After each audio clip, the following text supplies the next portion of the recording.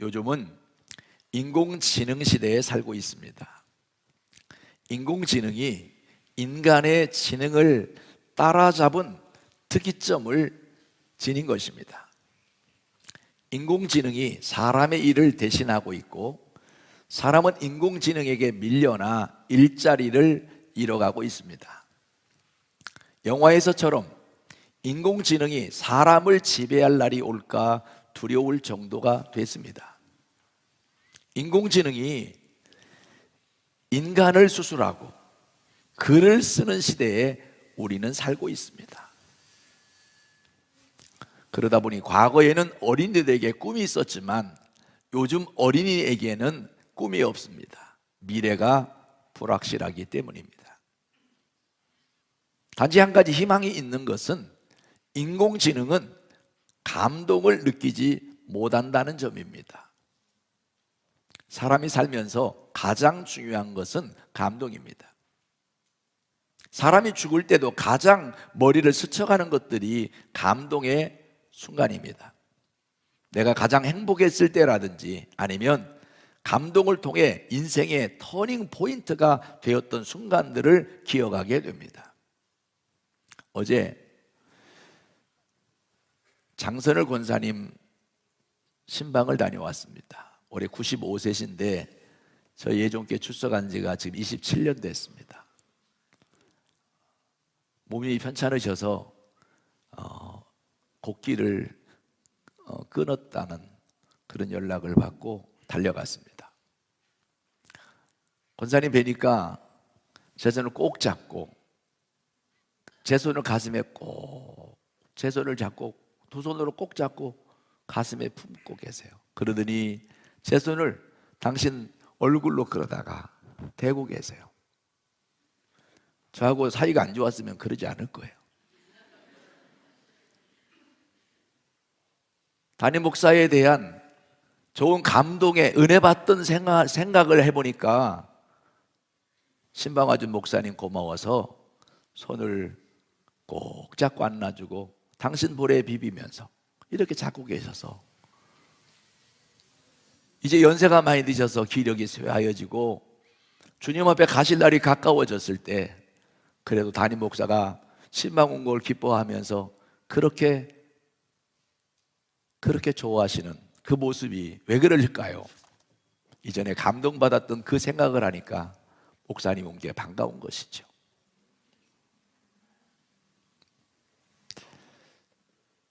여러분, 이 감동이라는 것은 사람의 마음을 평안하게 해주고 기쁘게도 하게 하고 또 힘들었던 그 순간을 이길 수 있도록 또 해줍니다.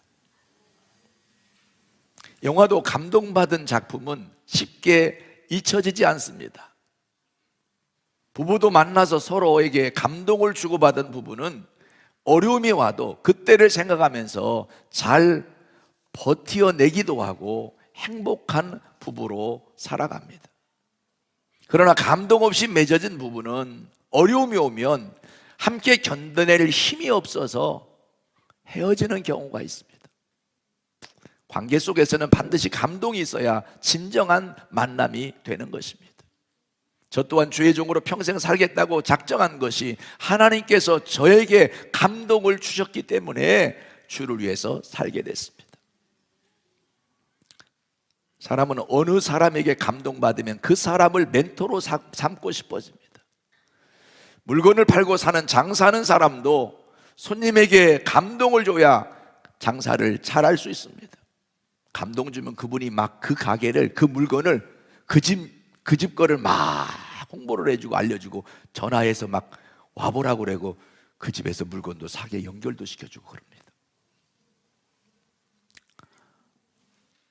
우리가 유관순 열사를 잊지 못하는 것은 그의 말이 많은 사람에게 감동을 주었기 때문입니다. 그는 16살의 여린 여인이었지만 서대문 형무소에서의 그의 말이 많은 사람들에게 울림을 주었습니다. 그는 모진 고문을 받으면서도 이렇게 말했습니다. 내 손톱이 빠져나가고 내 코와 귀가 잘리고 내 손과 다리가 부러져도 그 고통은 견딜 수 있으나 나라 잃은 고통만은 견딜 수가 없습니다. 나라에 바칠 목숨이 오직 하나밖에 없는 것만이 이 소녀의 유일한 슬픔입니다. 이렇게 말하고 대한민국 만세를 외쳤다고 합니다. 성경에도 보면 하나님께서 회복시키시고 쓰시는 사람은 한마디로 하나님을 감동시킨 사람들임을 볼 수 있습니다. 저는 오늘 성경에서 하나님을 감동시킨 사람들을 살펴보면서 저와 여러분도 하나님을 감동시키는 사람들이 되었으면 좋겠습니다. 이때가 아멘 타임입니다. 할렐루야. 첫째는 아브라함의 감동입니다. 아브라함은 구약의 인물 중에서 하나님을 감동시킨 대표적인 인물입니다. 아브라함은 85세가 되어도 자식이 없었습니다. 그래서 적적한 나머지 하나님께 자식을 달라고 기도했습니다. 그러자 하나님은 아브라함에게 밤하늘의 별을 헤아리게 하시고 내 자손이 이와 같으리라고 자손의 축복을 약속하셨습니다. 그리고 100세 때까지도 자식이 없다가 독자를 주셨는데 그 아들이 이삭입니다. 이삭이라는 그 이름의 뜻은 웃음이란 뜻입니다. 하나님이 나로 웃게 하셨다. 이 아들 때문에 웃고 살게 해주셨다 라는 의미로 이삭이라고 이름을 지었습니다. 저와 여러분도 하나님이 웃고 살게 해주시기를 소원합니다. 웃고 사는 축복을 주셨으면 좋겠어요.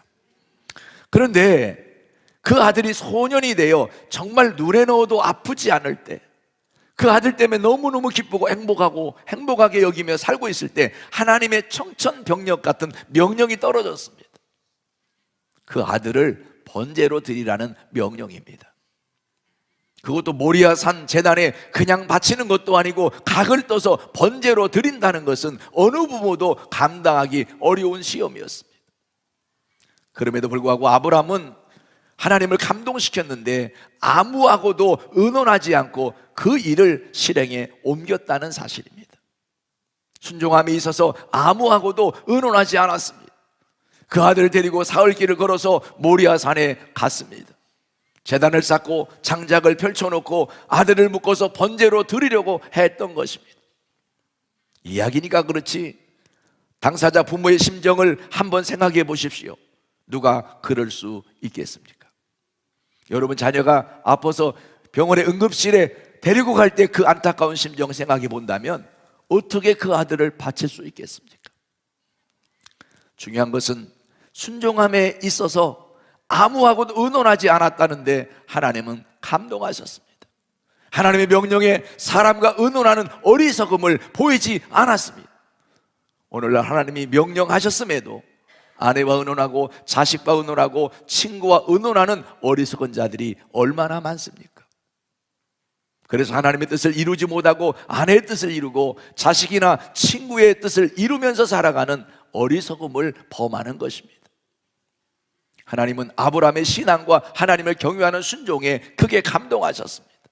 그래서 상급으로 주신 것이 믿음의 조상이 되고 그 후손에게서 예수 그리스도가 탄생하게 하셨고 그를 통해서 천하 만민이 복을 받게 하신 것입니다. 그 이유가 바로 아브라함의 신앙이 하나님을 감동시켰기 때문입니다. 아브라함의 그 순종을 보시고 하나님이 감동하셔서 기뻐하시면서 아브라함에게 축복을 약속하셨는데 그것이 오늘의 본문입니다. 우리 한번 읽어보겠습니다. 15절부터 18절까지 읽겠습니다. 시작. 여호와의 사자가 하늘에서부터 두 번째 아브라함을 불러 이르시되 여호와께서 이르시기를 내가 나를 가리켜 맹세하노니 내가 이같이 행하여 내 아들 내 독자도 아끼지 아니하였은즉 내가 내게 큰 복을 주고 내 씨가 크게 번성하여 하늘의 별과 같고 바닷가의 모래와 같게 하리니 내 씨가 그 대적의 성문을 차지하리라.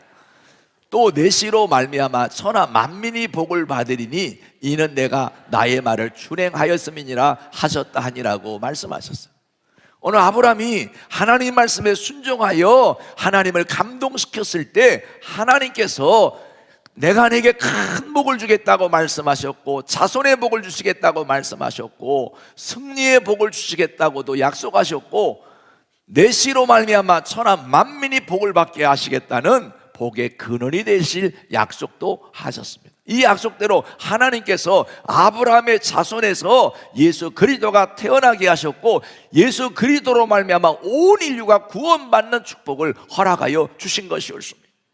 사랑하는 성도 여러분, 하나님이 감동되는 그날이 오면 여러분의 앞길은 보장되고 열려지게 되는 것이었습니다.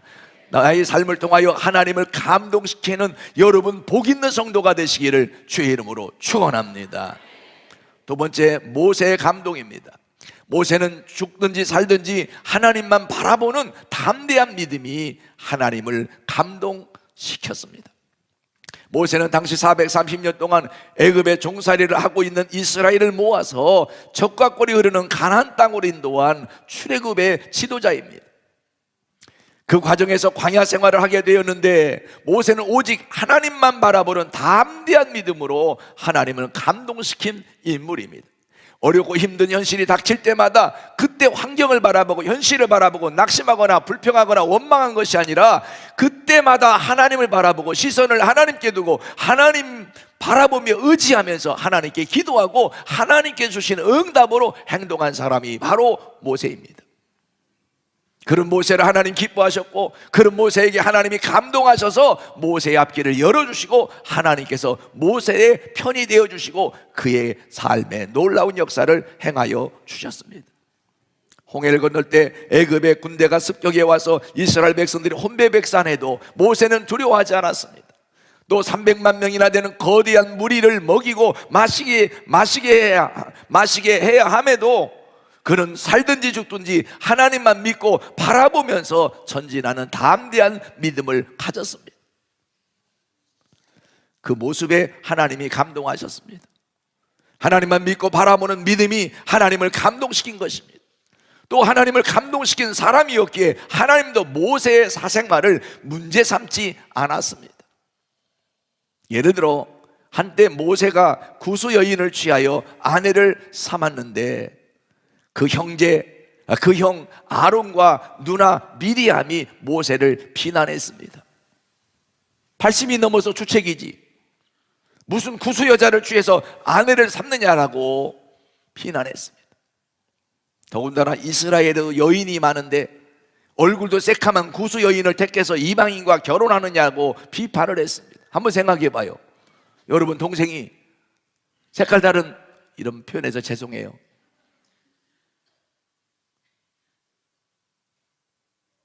비난할 만하잖아요.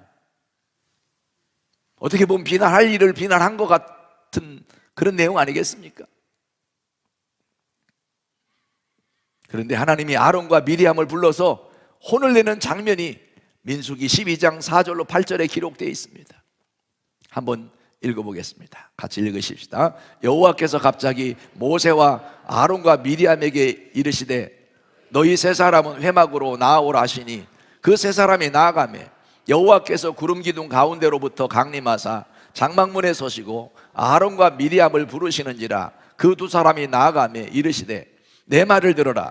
너희 중에 선지자가 있으면 나 여호와가 환상으로 나를 그에게 알리기도 하고 꿈으로 그와 말하기도 하거니와 내 종 모세와는 그렇지 아니하니 그는 내 온 집에 충성함이라. 그와는 내가 대면하여 명백히 말하고 은밀한 말로 하지 아니하며 그는 또 여호와의 형상을 보거늘 너희가 어찌하여 내 종 모세 비방하기를 두려워하지 아니하느냐. 모세를 비난했던 형 아론과 누나 미리암을 하나님이 책망하셨습니다.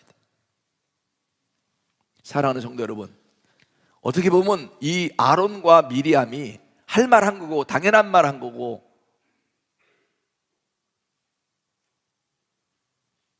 형이니까 누나니까 책망할 만한 내용이 아니겠습니까? 이 말씀을 보면 하나님은 모세와 대면할 정도로 하나님의 형상을 볼 정도로 하나님과 허물이 없는 사이라는 말입니다. 하나님이 감동하신 사람이었어요. 여러분, 모세와는 그렇지 아니하니 그는 내 온 집에 충성합니다. 누구보다도 충성하며 살았던 사람이 모세라는 거예요. 그래서 하나님이 뜨거운 감동받은 거예요. 믿음으로 충성했어요. 변함없이 충성했어요. 기도하며 충성했어요. 하나님만 바라보며 충성을 한 거예요. 우리가 생각할 때 주의 종이 정말 말도 안 되는 행동을 한 것 같아도 하나님이 보시는 기준과 사람이 보는 기준은 다른 것입니다. 중요한 것은 하나님을 감동시킨 적이 있는가라는 질문입니다. 우리의 눈에는 구수 여인이나 취하는 주책 같은 모습이 보이지만 하나님의 눈에는 이스라엘 백성을 출애굽하는 위대한 믿음이 더 크게 보이는 것이 옳습니다. 그래서 우리는 주의 종에게 함부로 비난하지 않는 것입니다. 하나님이 보시기 때문입니다. 중요한 것은 살든지 죽든지 하나님만 바라보는 담대한 믿음이 결국 이스라엘을 가나안까지 인도했을 뿐만 아니라 그 모습이 하나님을 감동시킨 것이 옳습니다. 오늘 저와 여러분의 모습이 하나님을 감동시키면 하나님이 우리의 편이 돼서 우리 가운데 함께 하시며 우리를 돕는 자 가운데 주께서 역사해 주시는 것입니다. 할렐루야. 세 번째로 다윗의 감동입니다. 다윗이 하나님을 감동시킨 것은 거룩한 분노 때문입니다. 오늘날은 진실로 다윗 같은 사람이 필요할 때입니다. 기독교가 아무리 만신창이가 되어도 누구 하나 거룩한 분노로 하나님을 참 하나님 내게 일어나는 자가 없는 게 요즘 안타까운 우리의 현실입니다. 다윗같이 거룩한 분노를 하는 지도자도 있어야 되고 다윗같이 하나님의 분노를, 거룩한 분노를 가진 그런 성도도 있어야 하는 것입니다. 다윗이 하나님을 감동시킨 것은 하나님 향한 뜨거운 사랑과 하나님을 모욕하는 백성을 향한 거룩한 분노입니다. 하나님의 이름이 멸시받고 하나님의 이름이 무시당하는 그것 때문에 가슴 아파하고 그것 때문에 참을 수 없는 거룩한 분노가 다윗에게 있었습니다. 다윗은 17살 되던 해 사울왕이 블레셋 군대와 대적하여 싸울 때였습니다. 아버지가 전투에 나간 형들을 위문하고 오라고 음식을 나귀에 싣고 초립동 다윗을 보냈는데 그곳에서 다윗은 골리앗이라는 블레셋의 거대한 장군이 만군의 여호와 이름을 모욕하는 소리를 들었습니다. 이스라엘 사람들은 골리앗을 보고 혼비백산하여 나무 뒤에 숨느라고 정신이 없었습니다. 이 장면을 다윗은 보고 분노했습니다. 그래서 사울왕에게 가서 제가 싸우겠다라고 말했습니다. 골리앗의 키가 어느 정도냐면 성경에 보니까 6규빗 한 뼘이라 그랬어요. 6규빗 한 뼘이면 2m 90입니다. 2m 90이면 저보다 1m 10 맞아 말해주면 안 되겠다. 2m 17cm가 더 큰 거예요. 1m 17cm 저보다. 그러니 소년 17살짜리가 이 장정, 그것도 거인 골리앗, 이 사람하고 마주쳐서 싸울 상대가 되겠습니까? 쳐다보아도 다윗과는 상대가 될 수 없었습니다. 그러나 다윗이 사울에게 당당하게 말했습니다. 저할례 받지 못한 이방인이 만군의 여호와 하나님의 군대를 모여가는 걸 그냥 두고 볼 수 없습니다. 내가 우리 아버지 양을 칠 때 사자와 곰도 죽였는데 저 이방인을 내가 그냥 둘 수 없다라고 거룩한 분노로 가득한 그 표현을 하면서 자신이 나가서 골리앗과 싸우겠다고 당당하게 사울에게 요구합니다. 그 장면이 사무엘상에 자세히 기록되어 있는데 17장 45절로 47절 한번 읽어보겠습니다. 읽겠습니다. 시작. 다윗이 블레셋 사람에게 이르되 너는 칼과 창과 단창으로 내게 나아오거니와 나는 만군의 여호와의 이름 곧 내가 모욕하는 이스라엘 군대의 하나님의 이름으로 내게 나아가노라. 오늘 여호와께서 너를 내 손에 넘기시리니 내가 너를 쳐서 내 목을 베고 블레셋 군대의 시체를 오늘 공중에 세워 땅의 들짐승에게 주어 온 땅으로 이스라엘에 하나님이 계신 줄을 알게 하겠고 또 여호와의 구원하심이 칼과 창에 있지 아니함을 이 무리에게 알게 하리라. 전쟁은 여호와께 속한 것인즉 그가 너희를 우리 손에 넘기시리라고 했습니다. 다윗의 이 거룩한 분노, 하나님이 거룩한 분노를 받으시고 하나님이 다윗을 통해서 골리앗을 쓰러뜨리게 하시는 역사를 주셨는데, 하나님은 이 다윗의 이 거룩한 분노에 감동하셨다는 것입니다. 다윗이 하나님의 이름으로 골리앗을 향하여 뛰어가며 물맷돌을 확입니까 싹입니까 어떻게 던지는 거예요? 아무튼 던졌어요. 그랬더니 이 물맷돌이 골리앗의 이마에 딱 맞고 골리앗이 쓰러졌어요. 다윗이 쫓아가서 쓰러진 골리앗의 그 칼집에서 칼을 뽑아서 골리앗의 목을 팹니다. 이스라엘의 모든 백성들이 환호하며 일어서서 블레셋 군대를 진멸하는, 여러분, 큰 전쟁에 승리하는 역사가 일어나게 됐습니다. 적장을 물리치니까 모두가 다 용기 백배했고 저들은 다 혼비백산해서 도망가게 된 것이 옳습니다. 할렐루야. 다윗은 비록 칼과 단창은 없지만 하나님을 모욕하는 자를 향하여 거룩한 분노로 골리앗을 이기게 된 것입니다. 사랑하는 여러분, 우리 마음에 하나님을 사랑하며 하나님의 이름이 여러분 거룩히 여김을 받지 못하고 멸시당하고 무시당할 때 우리는 견딜 수 없는 마음속에 분노가 일어나서 하나님의 이름을, 하나님이 하나님 되심을 보이고 싶은 이 뜨거운 이 거룩한 분노가 막 용솟음 치는 자가 될 때 하나님은 그런 자를 기뻐하셔서 들어 쓰시는 축복을 주시는 거예요. 사도행전 13장 22절에 이렇게 말씀해요. 내가 이새의 아들 다윗을 만나니 내 마음에 합한 사람이라. 내가 다윗을 통해 나의 뜻을 다 이루리라. 하나님께서 이런 다윗을 기뻐하셔서 다윗을 통하여 하나님 뜻을 다 이루게 하시는 놀라운 축복을 주셨다는 것입니다. 오늘 여러분, 우리 모두가 하나님을 뜨겁게 감동시키는 축복의 성도가 되시기를 주의 이름으로 축원합니다. 네 번째는 신약의 베드로의 감동입니다.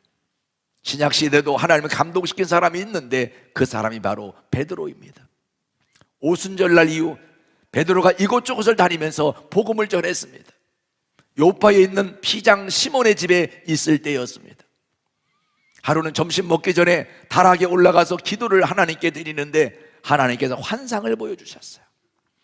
환상을 보여주시는데 하늘에서 보자기가 탁 내려오는데 그 속에 여러 가지 들짐승과 날짐승이 많이 있었습니다. 그런데 하나님 말씀하시기를 베드로야 잡아먹어라. 베드로가 깜짝 놀라서 말씀을 드렸습니다. 하나님, 이 부정한 것들을 어떻게 먹을 수 있겠습니까? 라고 하나님께 반문합니다.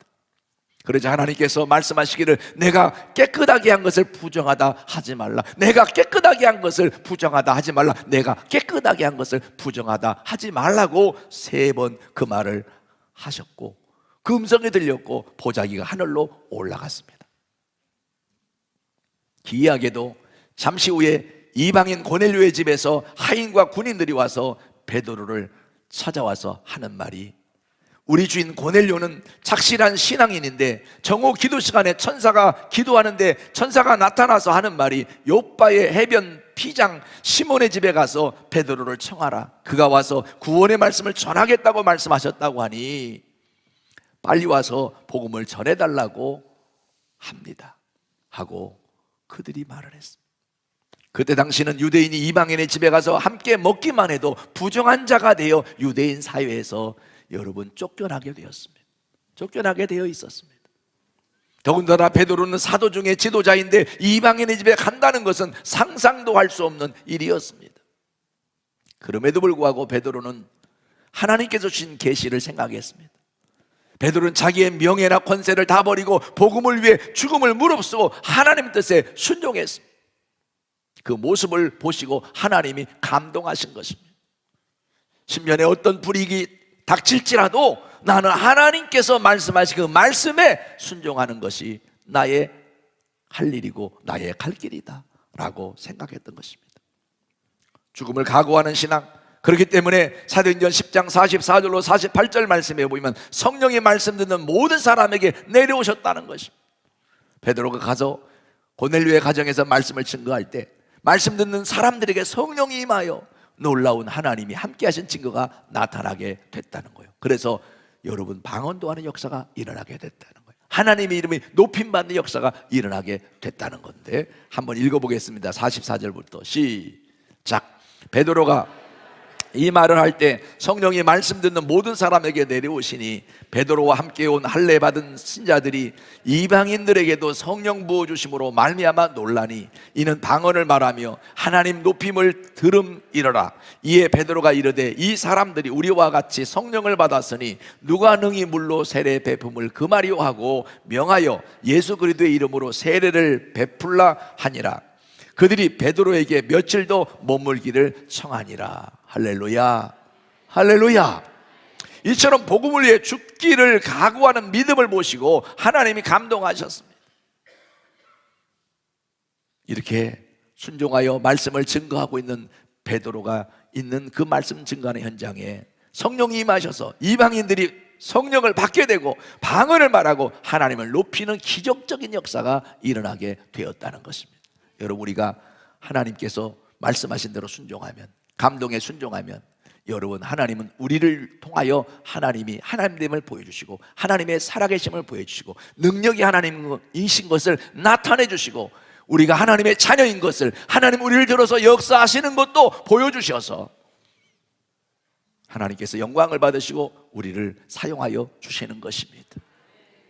다섯 번째, 마지막으로 바울의 감동입니다. 신약에서 빼놓을 수 없는 한 사람이 있습니다. 바울입니다. 바울의 복음을 위한 충성심을 하나님은 기뻐하셨고 하나님은 감동하셨습니다. 바울은 원래 사울인데 교회를 핍박하고 성도를 죽이는 일에 앞장섰던 사람입니다.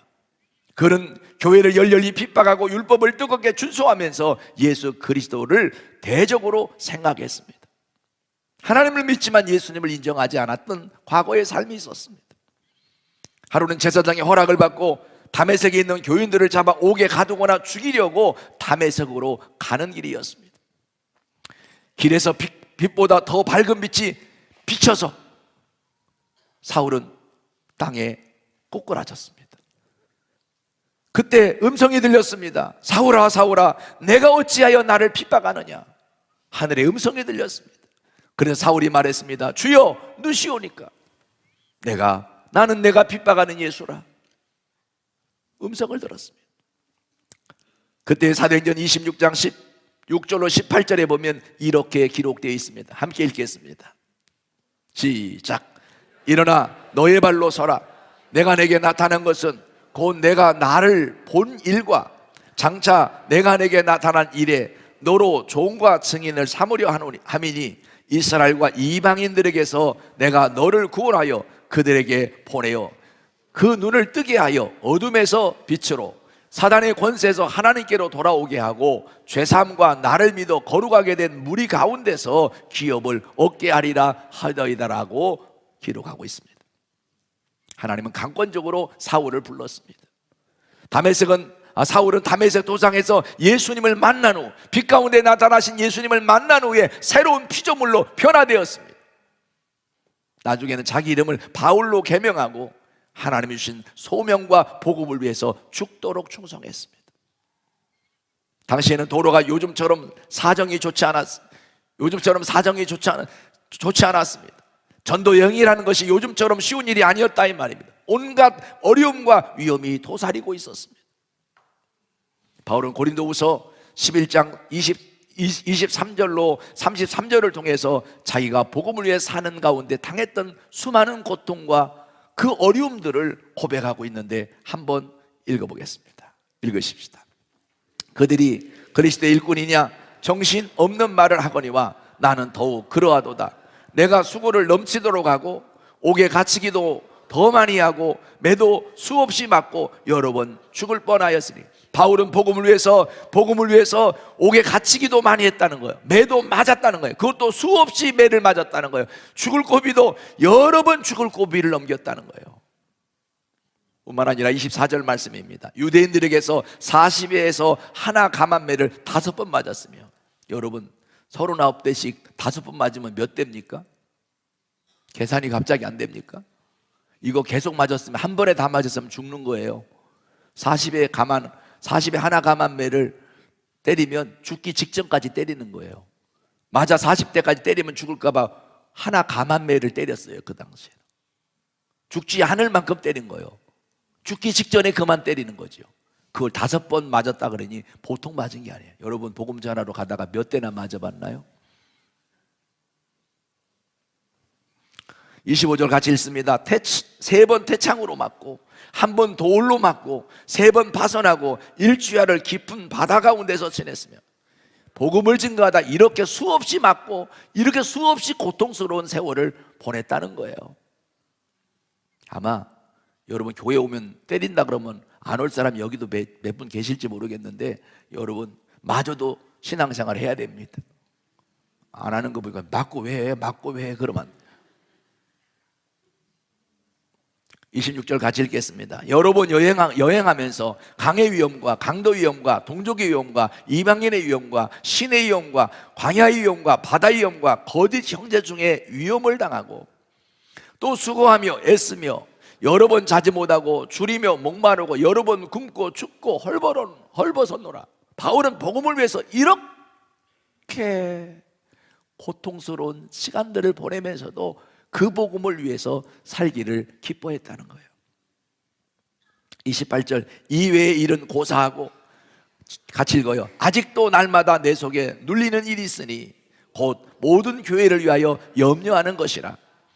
누가 약하면 내가 약하지 아니하며 누가 실족하게 되면 내가 애타지 아니하더냐. 내가 부득불 자랑할진대 내가 약한 것을 자랑하리라. 주 예수의 아버지 영원히 찬송할 하나님이 내가 거짓말 아니하는 것을 아시느니라. 다메섹에서 아레다 왕의 고관이 나를 잡으려고 다메섹 성을 지켰으나 나는 광주리를 타고 들창문으로 성벽을 내려가 그 손에서 벗어났노라. 그야말로 죽음을 무릅쓰고 복음을 전했음을 진하게 느낄 수 있는 이 바울의 신앙 고백들입니다. 그런 어려움을 당하면서도 사명을 위해 여러분 충성하는 바울을 보고 하나님은 감동하셨던 것이었습니다. 하나님은 바울을 통해 신약 성경에 반을 기록하게 하셨어요. 다른 사람은 경험할 수 없는 놀라운 계시와 하나님의 묵시가 바울의 손을 통해서 기록되게 되었습니다. 이런 바울을 하나님께서 삼층층도 보여주시고 다양한 은사도 주시고 능력도 주시고 권능도 주시고 바울을 통해서 수많은 교회가 세워지게 하시고 수많은 성도들이 믿음 위에 서게 하셨습니다. 그런 바울에게 하나님은 돕는 자도 수없이 많이 붙여주셔서 주의 일을 함께 하게 하셨습니다. 이와 같이 하나님은 어제나 오늘이라 하나님을 감동시키는 자들을 통해 하나님의 일을 이루어 가셨습니다. 저와 여러분도 하나님을 감동시킬 수 있는 자가 될 수 있기를 주의 이름으로 소원합니다. 불의 전차라는 영화를 본 적이 있을 것입니다. 이 영화는 실화를 바탕으로 만들어진 유명한 영화입니다. 영국의 육상 선수였던 에릭 리데는 독실한 기독교 신자입니다. 그는 스코틀랜드 선교사 부모에게서 태어났는데 100m 육상 세계 신기록 보유자였습니다. 그는 스포츠를 통해 하나님의 영광을 드러내겠다는 일념으로 1924년 파리 올림픽에 참석했는데 마침 100m 경기가 주일에 열려지게 됐습니다.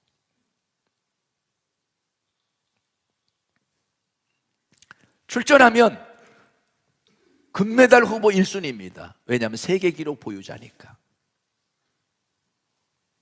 출전하기만 하면 금메달이 그의 것이라고 모두가 다 인정하는 그런 환경이었습니다. 그러나 그는 주일날 하나님께 예배하고 하나님을 높여야지, 주일날 어떻게 내가 경기에 출전할 수 있겠느냐고, 하나님께 예배하지 않고 내가 경기에 출전할 수 없다고 주일날 경기 출전하는 것을 거절하고 교회 가서 예배를 드렸습니다.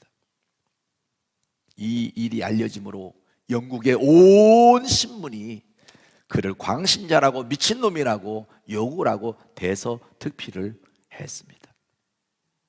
100m에는 다른 선수가 뛰었지만 메달을 따지 못했습니다. 그러니 더 비난 듣게 됐죠. 이제 그가 뛸 수 있는 종목은 한 번도 뛰어보지 못한 주종목이 아닌 400m밖에 없었습니다.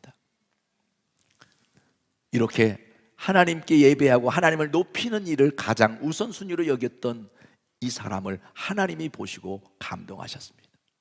그래서 그가 400m 출전했을 때 한 번도 한 번도 주정 종목으로 뛰어보지 못한 경기임에도 하나님께서 기적적인 은혜로 힘을 주셔서 질풍같이 달려서 47초 6이라는 세계 신기록을 세우고 금메달을 목에 걸게 하시는 역사를 이루어 주셨습니다.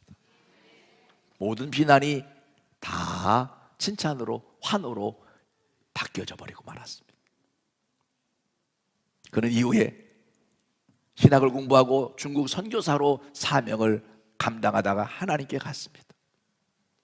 그렇습니다. 우리는 하나님을 감동시키는 것이 신앙의 가장 우선순위임을 기억하는 자가 되시기를 바랍니다. 인간도 상대를 폭력으로 굴복시키려고 하면 결국 실패합니다. 이솝우화에 바람과 해와 나그네 이야기가 있습니다. 바람이 나그네의 옷을 벗기려고 아무리 세게 바람을 불게 해도 나그네는 더 옷을 단단히 입으며 버텼습니다. 결국 나그네 옷을 벗기지 못했습니다. 그러나 따뜻하게 내리쬐는 태양빛에 나그네는 스스로 옷을 벗게 됩니다. 다시 말하면 울림이 있어야 한다는 말입니다. 하나님도 마찬가지입니다. 무조건 떼쓰고 고집 부린다고 하나님이 들어주시지 않습니다. 그러나 우리가 하나님을 감동시키면 하나님은 내가 생각한 것 그 이상의 결과를 우리에게 허락해 주신다는 것입니다. 사랑하는 성도 여러분, 지금은 감동 시대입니다. 아무리 이치에 맞아도 감동이 없으면 안 움직입니다. 여러분은 하나님을 감동시키신 적이 있습니까? 여러분 하나님을 감동시킨 적이 있습니까? 이 질문에 아멘으로 화답할 수 있는 저와 여러분이 될 수 있기를 주의 이름으로 복을 빕니다. 인공지능이 사람을 다 앞지를 수는 있다 해도 감동만은 줄 수 없습니다. 우리 성도들은 하나님을 감동시키는 자들이 됨과 동시에 사람에게도 감동을 주는 자들이 되어야 할 줄 믿습니다. 하나님과 사람을 감동케 하는 사람은 사랑으로 섬기는 자, 나눔을 실천하는 자, 죽도록 충성하는 봉사로 서로의 필요를 채워주는 자입니다. 하나님을 감동시키는 일을 찾아 행하는 자들이 되기를 주의 이름으로 축원합니다.